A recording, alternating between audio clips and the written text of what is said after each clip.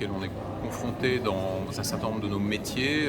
Engie exploite des barrages, Engie met en place des champs d'éoliennes ou des champs de panneaux solaires. Nous gérons dans certains de nos métiers des espaces importants.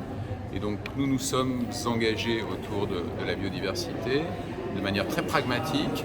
Et aujourd'hui, nous percevons, je pense que c'était très clair hier dans les interventions qui ont eu lieu à l'occasion de l'ouverture de ce congrès, nous percevons que les enjeux de la biodiversité sont en train de représenter pour la planète la même importance que le changement climatique.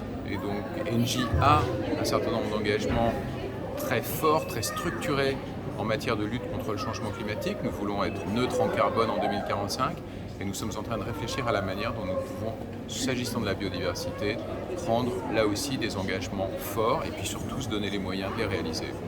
Nous avons souhaité ce matin mettre en avant un certain nombre de leaders féminins qui se caractérisaient par un très fort engagement autour de ces problématiques de la biodiversité, de la préservation des océans, voire de l'utilisation des océans comme élément d'un projet sportif.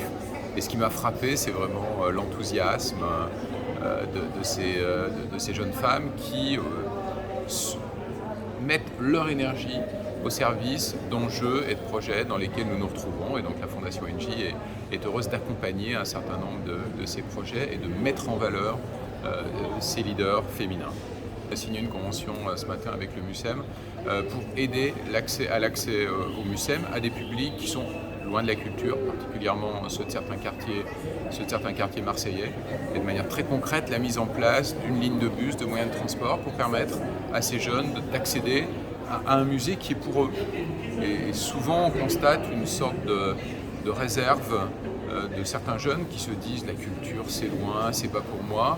Et si un lieu comme le MUCEM, il y en a plein d'autres en France qui ont les mêmes caractéristiques, un lieu comme le MUCEM, c'est un endroit dans lequel ces jeunes peuvent trouver des références, des choses qui résonnent, des éléments qui les aident à se développer. Et donc on est très heureux là aussi, de manière modeste, concrète mais déterminée, de contribuer à ces projets.